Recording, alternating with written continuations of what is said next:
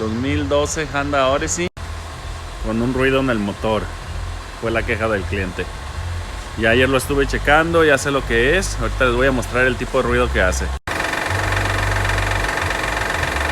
Ese ruido se escucha también arriba como si fuera de válvulas. Es bien común, hay muchos videos de esto. Pero no es el motor internamente. Pareciera ser, pero no lo es. Este es el tensor de la banda del tiempo.